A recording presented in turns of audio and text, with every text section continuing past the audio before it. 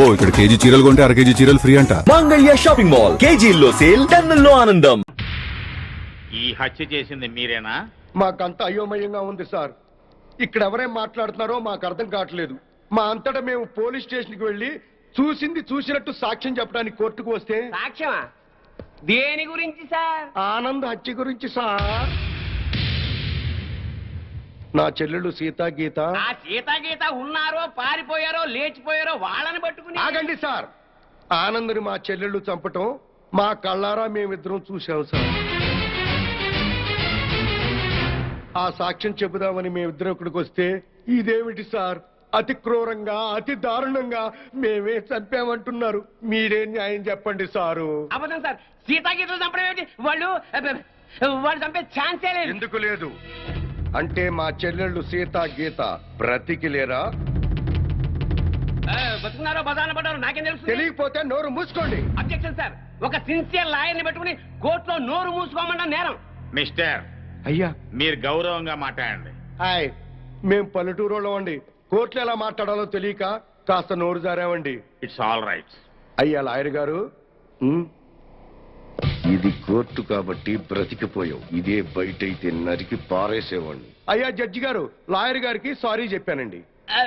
చెప్పాడు sir. Okay okay, మీరు చూసినంత చెప్పండి. మా చెల్లెళ్ళు ఇద్దరు రైల్వే స్టేషన్ లో రైలు ఎక్కడం చూసామండి. ఆదరాబాదరాగా మేమిద్దరం వెళ్ళి రైలు ఎక్కామండి. ఊరు బయటకు వెళ్ళిన తర్వాత రైలు ఆపి ఆ అబ్బాయిని అతి దారుణంగా చంపారండి.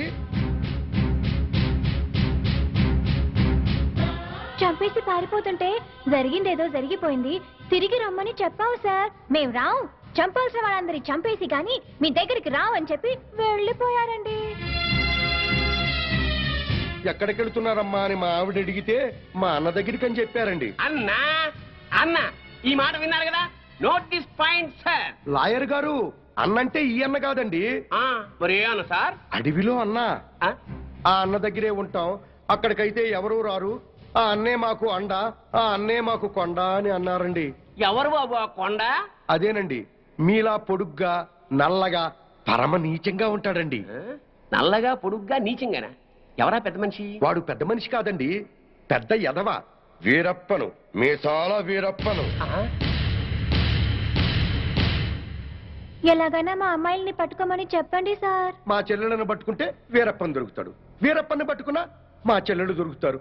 ఒక్క దెబ్బకి ముగ్గురు దొరుకుతారయ్యా. 3 రాష్ట్రాల సమస్య కూడా తీరిపోతుందయ్యా. మళ్ళీ ఇలాంటివన్నీ జరగకుండా ఉంటాయండి. వెంటనే అడవికి వెళ్ళి పట్టుకోమనండి సార్. కొద్దిగా మన ఇన్స్పెక్టర్ గారిని పోలీసుల్ని అడవికి పంపితే పని అయిపోతుందయ్యా. ఎవరి పని? మీ అందరి పని.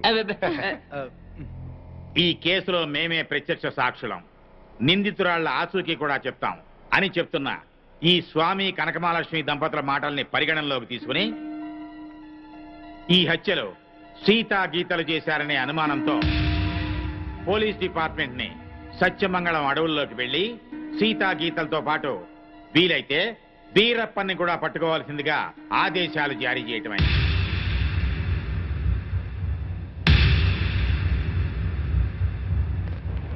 ఇన్స్పెక్టర్ గారు, ఏంటయ్యా? కాస్త మంచి రోజు చూసుకుని చెప్తారా అండి? దేనికి? అదే అన్నయ్య గారు, వీరప్పనున్నాడే అతను ఉండే అడవిలోకి బయలుదేరడానికి వస్తామండి. వెళ్ళొస్తామండి. ఇన్స్పెక్టర్ గారు, డౌట్ లేదు, వీళ్ళిద్దరూ మనకి టెండర్ పెట్టారు. ఈరప్పన గాడికి మనం దొరికిపోయినట్టే. షడప్. బస్సు దిగొచ్చారు కదా అనుకున్నాను. నల్లకోటనే దడదడలాడిస్తున్నారు. ఇంకా లేట్ చేస్తే కూడా మందులో చిప్స్ లాగా తినేస్తాడు. రాంగ్ టైములో కుళ్ళు జోకులేయి మాకు. ఏ టైములో ఏం చెయ్యాలో మాకు తెలుసు.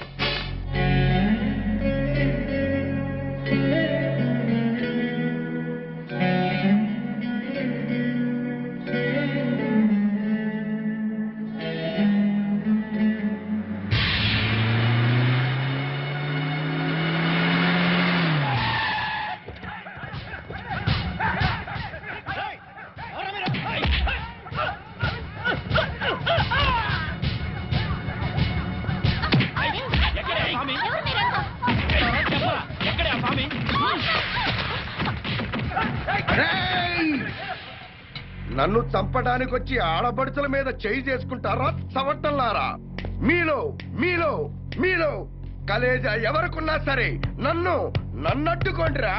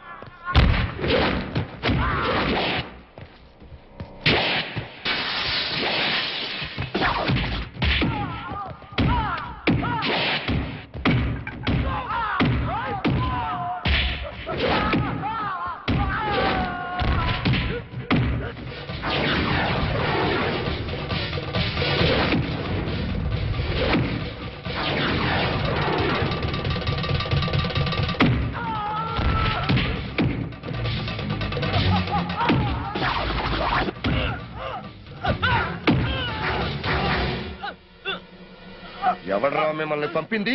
పాపినీడు. బాపినీడు స్పీకింగ్. ఇక నువ్వు స్పీకటానికి ఉండవురా.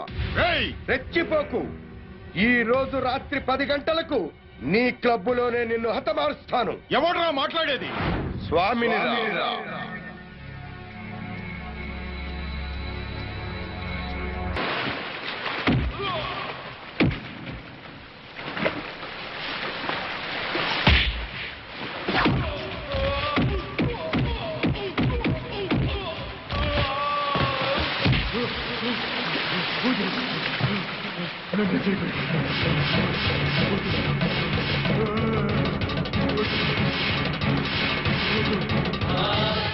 నన్ను చంపొద్దండి.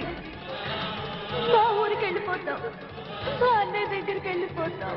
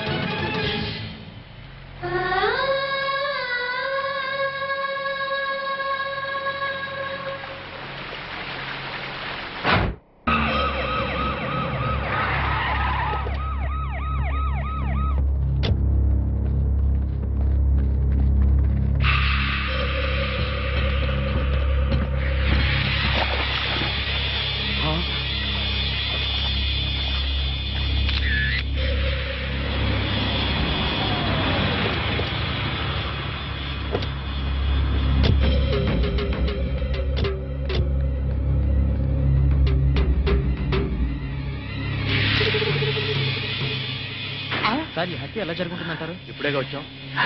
కోటేశ్వరరావు గారు మీరేం కంగారు పడకండి, మనం పోలీస్ సెక్యూరిటీ పెట్టించుకుందాం. పోలీసులు ముఖ్యమంత్రిని కాపాడడానికి నానా పాటలు పడతా ఉంటే మిమ్మల్ని ఏం కాపాడతారండి? కరెక్ట్ గా చెప్పావురా బామ్మర్ది. నా థింకింగ్ ఎప్పుడు కరెక్ట్ గానే ఉంటుంది బావా. అందుకే ఓ 25-30 లక్షల రూపాయలు నా పేరు పెట్టేవనుకో, ఓ చిన్న ఇల్లు కొనుక్కుని చచ్చిపోయినోడు పెద్ద తిన్నాడు స్టీల్ గ్లాస్ మీద పేరు రాయించుకున్నట్టు నా ఇల్లు మా బావ ధర్మం అని నీ పేరు రాయించుకుంటాను బావా. మంచి చెడు లేకుండా నోటికి ఏదో ఒకేయటమేనా? ఆడెప్పుడు జరిగేదే చెప్తాడు. మీకేమన్నా పిచ్చెక్కిందా? బాలవాక్కు బ్రహ్మవాక్కు అని బామ్మది వాక్కు బ్రహ్మవాక్కు ఏమిటండి? ఏయ్ బామ్మర్ది, ఆ స్వామి వాడి పెళ్ళాం పోతే ₹1,00,00,000 రాయించు, నేను పోతే ఆస్తి మొత్తం రాయించుకోరా.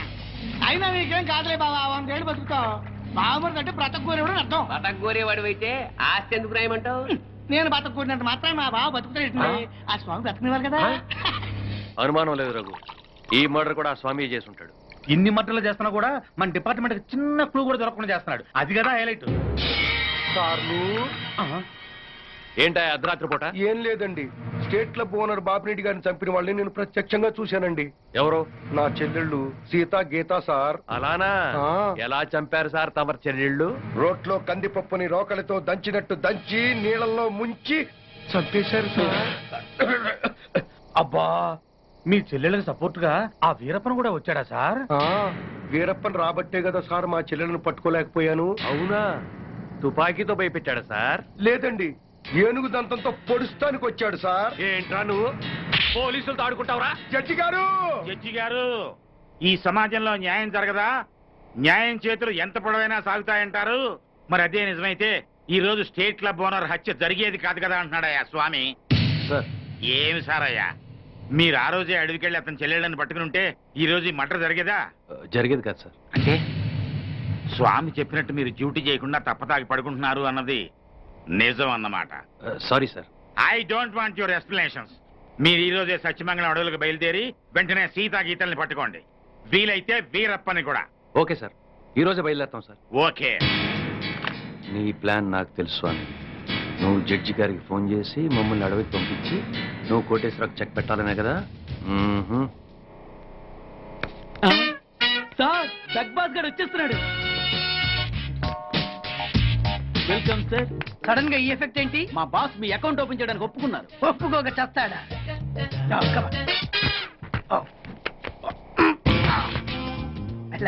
Thank you.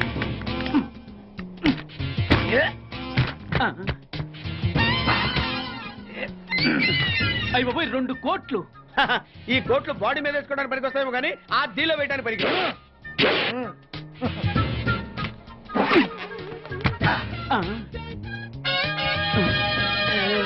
అటు అటు.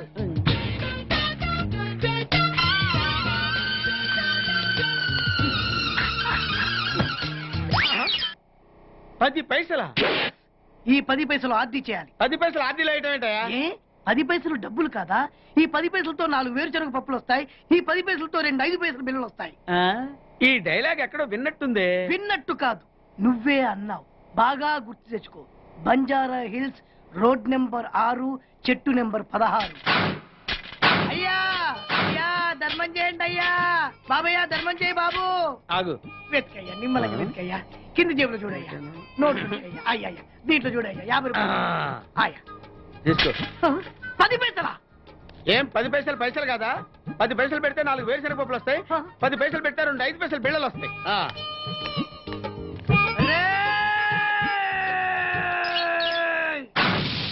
గుర్తొచ్చిందా? ఇది నువ్వు ఇచ్చిన 10 పైసలే. Beggars association president beg boss కే 10 పైసలు ఇస్తే సామాన్య బెగ్గర్స్ కి నువ్వేమిస్తావు? అయ్యగారు, ధర్మం చేయండి అయ్యగారు. అరే నా నెల జీతం వాడికి ధర్మం చేయాలి. Very good. ఇలాగే కంటిన్యూ అయిపో. Thank you sir. నీకు మా అసోసియేషన్ లో మెంబర్షిప్ ఇస్తాం. హలో, రేయ్ కోటేశ్వరరావు, నిన్నీ రోజే చంపబోతున్నాను. ఎవడ్రా మాట్లాడేది? స్వామినిరా, నువ్వెక్కడైనా దాక్కో, ఎంతమందినైనా కాపలా పెట్టుకో, కానీ నా చేతిలో నీ సావు తప్పదని తెలుసుకో. Raghu, yes sir. మన వాళ్ళందరినీ అలర్ట్ గా ఉండమని చెప్పు. Okay sir. నేను వెళ్ళి కోటేశ్వరరావు గారిని చూసాను. అలాగే. ఓకే.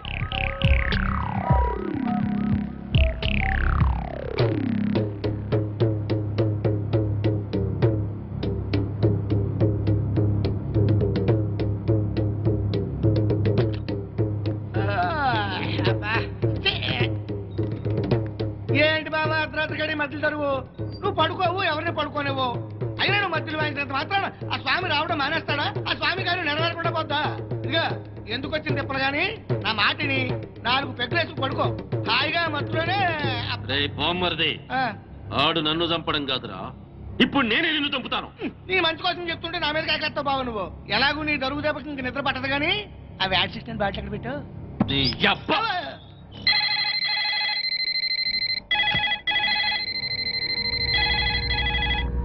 కోటేశ్వరరావు గారు, లిఫ్ట్ చేయండి. హలో, నేను ఎస్పీని మాట్లాడుతున్నాను. అక్కడ ఇన్స్పెక్టర్ బెనర్జీ ఉన్నాడా? సార్ మీరు పెట్టండి సార్. సార్ నేను బెనర్జీ మాట్లాడుతున్నాను సార్.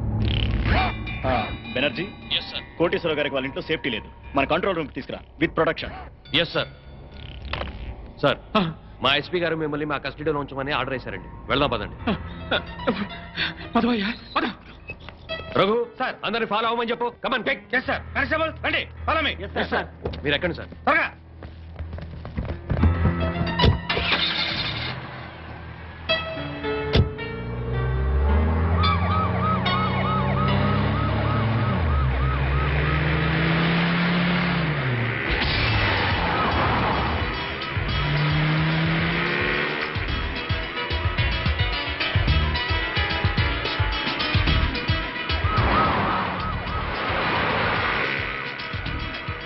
ఏయ్ పాండు సార్ వచ్చేస్తున్నా సార్, మీ దగ్గరలోనే ఉన్నా.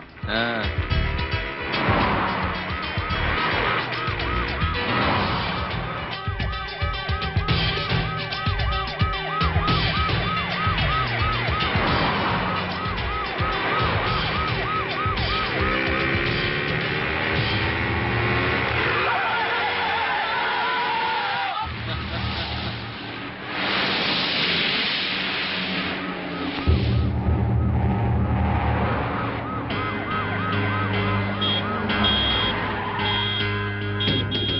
ఏయ్, ఏమిట్రా రోడ్డు గడ్డం కాపావు? ఆపలేదు సార్, ఆగిపోయింది.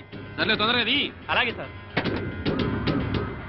420. Yes sir. వెనకాల 9999 వస్తుందని చూడు. వస్తుంది సార్, మనల్ని ఫాలో అవుతుంది. అప్పుడప్పుడు చూస్తూ ఉండు. మరి మరి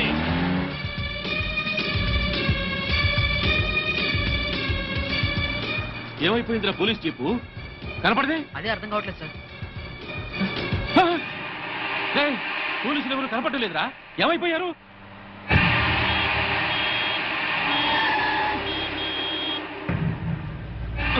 మళ్ళీ వీడెవడ్రా రోడ్డు అడ్డంగా పెట్టాడు? ఏయ్, ఇదేమన్నా పార్కింగా? నీ బాబుగారు రోడ్డు అనుకున్నావా? పోరంబోకు ఆక్రమించావేట్రా? ఏంద్రా, ఏ వినపట్లా? ఏంది అట్టా చూస్తున్నా?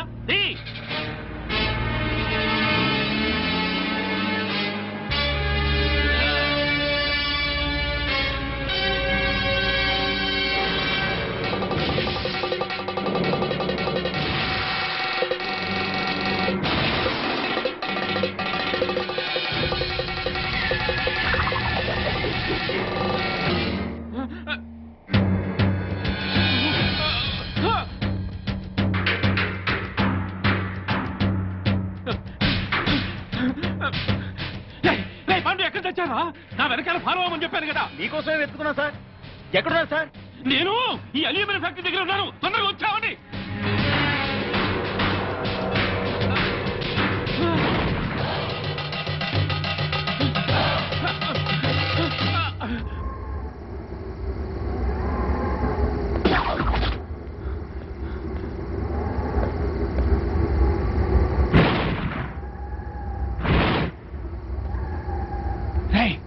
ఎక్కడున్నారా? మీరెక్కడున్నారు సార్? ఫ్యాక్టరీ లోపల ఉన్నా.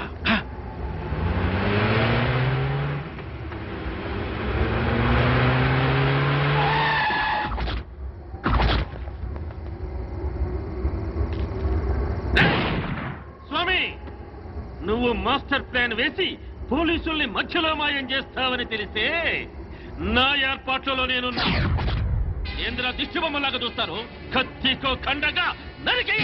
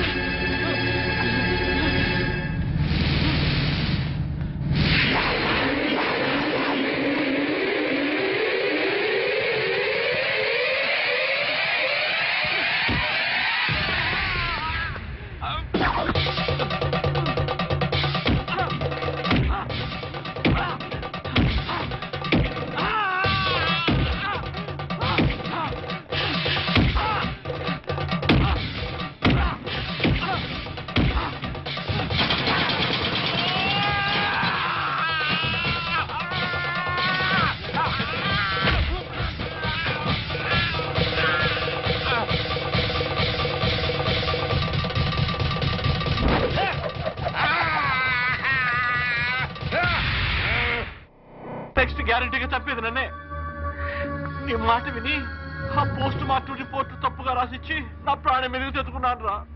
వినబడుతుందా? ఇప్పుడు నన్ను కాపాడవలసిన బాధ్యత కూడా నీ మీద ఉన్నవరే ఉమాపతి. నన్ను కాపాడరా. అరేరా, ఇప్పటిదాకా ఈ కేసులో నా మాటే విన్నావు కాబట్టి ఇప్పుడు కూడా నా మాటే విని వెంటనే వెళ్ళి ప్రెస్ మీట్ పెట్టు. ప్రెస్ మీటా? ప్రెస్ మీట్ ఏమిట్రా? ఎస్, నేనిచ్చిన పోస్ట్ మార్టం రిపోర్ట్ కరెక్ట్ అయింది కాదు, మిస్టేకన్ ఐడెంటిటీ అని చెప్పి చెప్తే మన వాళ్ళని మర్డర్ చేసిన కేసులన్నీ ఆ మొగుడు పెళ్ళాల మీదకి రావాలంటే చనిపోయింది సీతా గీతలను రుజువు చేస్తే చాలరా, వెంటనే మన లోపల. మిస్టేకెన్ ఐడెంటిటీ మూలంగా పోస్ట్ మార్టం రిపోర్ట్ విషయంలో పెద్ద పొరపాటే జరిగిపోయింది. నర్సాపూర్ ఫారెస్ట్ లో హత్యగాయింపబడింది 35 సంవత్సరాలున్న ఆడవాడు కాదు, 17-18 సంవత్సరాలున్న ఆడపిల్లలు. అయితే చనిపోయింది మెడిసిన్ స్టూడెంట్ సీతాగీతలు అయి ఉంటారా సార్? 100%, 100కి 100 చనిపోయింది సీతా గీతలే. No doubt about it. నా వలన జరిగిన ఈ పొరపాటును క్షమించమని ప్రజలను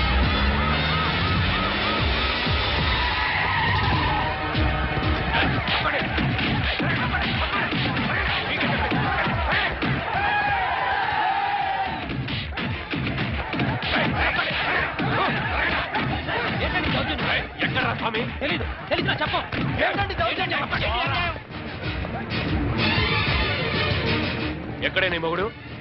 తెలీదు. ఇన్స్పెక్టర్ నోర్మై, పోలీసులతో కోర్టుతో ఆడుకుంది చాలు. ప్రెస్ మీట్ లో డాక్టర్ అంతా చెప్పాడు. మర్యాదగా స్వామిని అప్పగించారా సరే సరే, లేకపోతే మీ ప్రాణాలు తప్ప అన్ని పోతాయి. బ్రహ్మాండంగా ఉందా నీ ఐడియా? పోలీసులు ఈ పాటికి ఆ స్వామి గారిని అరెస్ట్ చేసి బొక్కలో వేసి ఎరగుమ్ముతుంటారనుకో. మరేంటనుకున్నావు, మనది క్రిమినల్ బ్రెయిన్.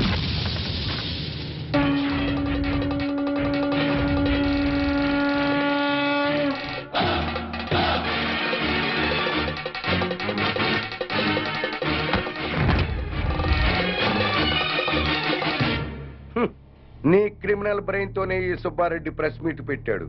వీడికి నీకు సంబంధం లేదు సార్. వాడు డాక్టర్, నేను లాయరు, వీడు జస్ట్ నా క్లయింట్. పైగా వాడి క్యాష్ వేరు, నా క్యాష్ వేరు. ఈ కేసులో నిన్ను లాయర్ గా పెట్టుకుంటాను. అప్పుడు నేను నీ క్లయింట్ నేగా. ఖచ్చితంగా నా క్లయింట్ అయిపోతారు సార్. అప్పుడు నన్ను కోర్టులో నిర్దోషిగా నిరూపించాల్సిన బాధ్యత నీదేగా. కాదని ఎవరు చెప్పారు సార్? అసలు మిమ్మల్ని హంతకులన్న విధవలు ఎవరండి? మీకు ఆ హత్యలకి ఎటువంటి సంబంధం లేదు లేదు లేదు. ఇదే మాట రేపు కోర్టులో చెప్పడం ఏమిటి సార్? మిమ్మల్ని నిర్దోషిగా నిరూపిస్తాను. మాట నిలబెట్టుకో. దిగారు మెట్ల కింద వాడిని నువ్వు బయటికి తీసుకురావడం ఏమిటిరా? వాడా? నా క్లయింట్లు బట్టుకుని వాడు వీడు అంటావురా? అసలు సామంటే ఎవరనుకున్నారా? ఎవరనుకున్నావు? సామంటే సాక్షాత్ శంకరాచార్య, ఈయనే మహాత్మా గాంధీ, ఈయనే గౌతమ బుద్ధుడు, ఈయనే స్వామి వివేకానంద. ఆయన శ్రీమతి ఎవరనుకుంటున్నావు? ఎవర్రా? మానవతామూర్తి, మానవతామూర్తి, మానవతామూర్తి, మానవతామూర్తి, మానవతామూర్తి, మానవతామూర్తి. మానవతామూర్తి? అవును సార్. ఈ హత్యలకి నా క్లయింట్లు వేణుగోపాల స్వామి, కనక మహాలక్ష్ములకి ఎటువంటి సంబంధము లేదు. నా క్లయింట్లు నిర్దోషులు సార్. పోలీసులు వీళ్ళ మీద తప్పుడు కేసులు బనాయించి అనవసరంగా కోర్టుకి ఇచ్చారు. బియ్యంలో రాళ్లు కలిపితేనే నేరం అనుకునే ఈ దంపతులు అసలు మనుషుల ప్రాణాలని ఎలా తీయగలరు సార్? ఇంతకు ముందు కేసుల్లో ఈ దంపతులకు నువ్వు వ్యతిరేకంగా వాదించావు కదయ్యా. పైగా ఆనంద్, కోటేశ్వరరావు, బాపినేడు గారు నిర్దోషులు అన్నావు. అప్పుడు ఆ కేసులో వాళ్ళది న్యాయం అనిపించింది సార్. ఇప్పుడు ఈ కేసులో వీళ్ళది న్యాయం అనిపిస్తోంది. న్యాయం ఎటుంటే నేను అటే ఉంటాను కదా సార్. తప్పులేదు. Proceed. Thank you sir. Driver Yadagiri, Anand, Koteswara Rao, Bapineedu హత్యలకి నా క్లయింట్స్ కి ఎటువంటి సంబంధం లేదు సార్. కావాలనే ఈ పోలీసులు నా క్లయింట్ల మీద లేనిపోని ఆరోపణలతో కోర్టుని తప్పుదారి పట్టిస్తున్నారు సార్. సంబంధం లేదని అంత గట్టిగా ఎలా చెప్తున్నారు? సాక్ష్యం ఉండాలి కదా. సాక్ష్యం లేకుండా ఎలాగ సార్? అసలు కోర్టు వారికి కావాల్సిందే అది కదా. నమస్కారం సార్. ఇంతకు ముందు సీతాగీతల హత్య కేసులో పోస్ట్ మార్టం రిపోర్ట్ ఇచ్చిన డాక్టర్ నేనే సార్. ఆయన ఆ డెడ్ బాడీ సీతాగీతలవి కావని, 35 ఏళ్ల వయసున్న వేరే ఆడవాళ్ళవని ఇదే కోర్టులో రిపోర్ట్ సబ్మిట్ చేశాను సార్. Yes yes. ఆ డెడ్ బాడీ సీతాగీతలవి కావని చెప్పడానికి వచ్చాను సార్. ఏమిటయ్యా, నీ వల్లే కదా ఈ కేసు మళ్ళీ మోసుకొచ్చింది.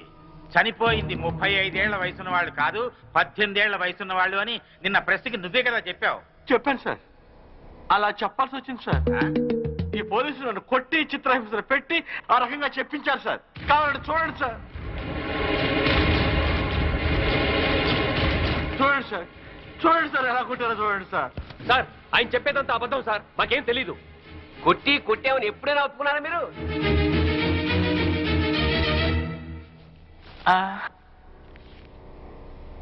మిమ్మల్ని కొట్టి మీ చేత అబద్ధం చెప్పించాల్సిన అవసరం పోలీసులకే ఉందండి. చాలా ఉంది సార్. మీరేమో నేరస్తులైన సీతాగీతల్ని పట్టుకోమని పోలీసుల మీద ఒత్తిడి చేస్తున్నారు. వాళ్లేమో అడవిలో వీరప్పని దగ్గర ఉన్నారు. ఈ పోలీసులకు అడవిలో ఉన్న వీరప్పని దగ్గరికి వెళ్ళడానికి ధైర్యం చాలక, ఇటు మీకు ఏం చెప్పలేక మధ్యలో నన్ను నానా చిత్రహింసలు పెట్టి ఆ చనిపోయిన వాళ్లే సీతాగీతలని నా చేత తప్పుడు రిపోర్ట్ చెప్పించారు సార్. ఐఎమ్ సారీ సార్, క్షమించండి సార్.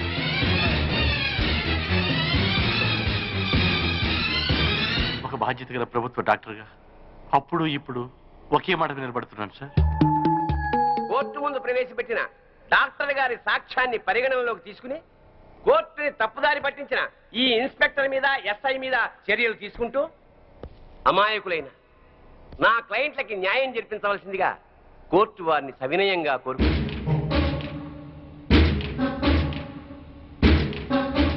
ప్రభుత్వ డాక్టర్ వాంగ్మూలాన్ని, పోస్ట్ మార్టం రిపోర్ట్ ని ఈ కేసులో సాక్ష్యాలుగా పరిగణించి చనిపోయిన వాళ్ళు సీతా గీతలు కాదు అని కోర్టు నిర్ధారించడం అయింది.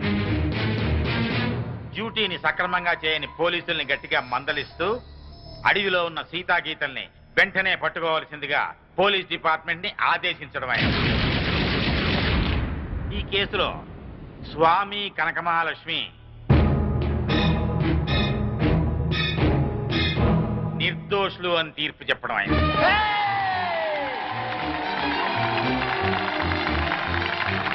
ఆగండి ఆగండి ఆగండి.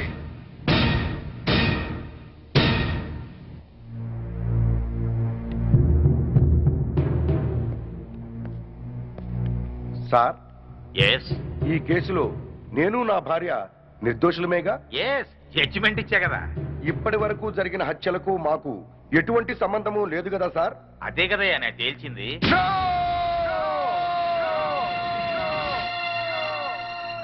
ఆ భగవంతుని సాక్షిగా, ఈ న్యాయస్థానం సాక్షిగా అసలు నిజం చెప్తున్నాను సార్. ఈ హత్యలన్నీ నేనే చేశాను.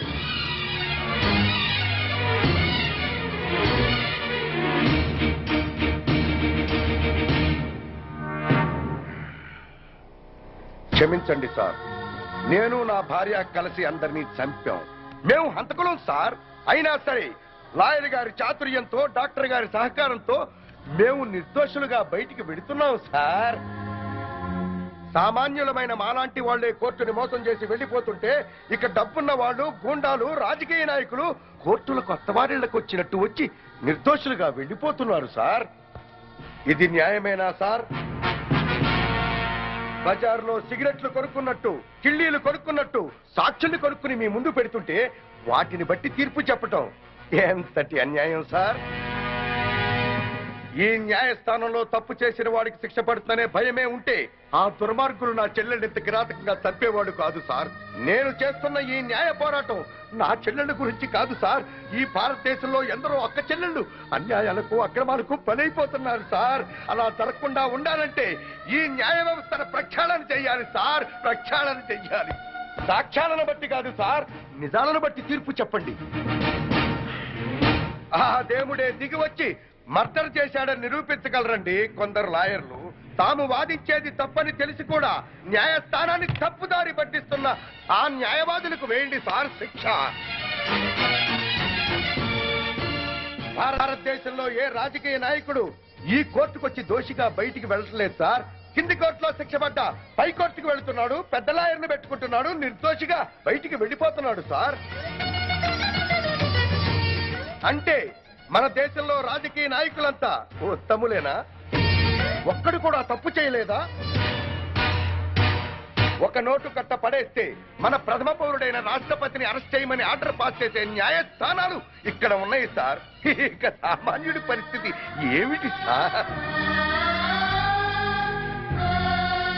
ఈ న్యాయాలు, ఈ చట్టాలు ఇలాగే ఉంటే ఆడబడుచులు నిండుగా ముసుగేసుకుని ఇంట్లో తాళం వేసి కూర్చున్న మానభంగం చేసి వెళ్ళిపోతారు సార్ ఈ దుర్మార్గులు. అదే చట్టం న్యాయం బలంగా ఉంటే ఒక ఆడబడుచు ఒంటరిగా రోడ్డు మీద వెళుతున్నా కన్నెత్తి చూడటానికి భయపడతారు సార్.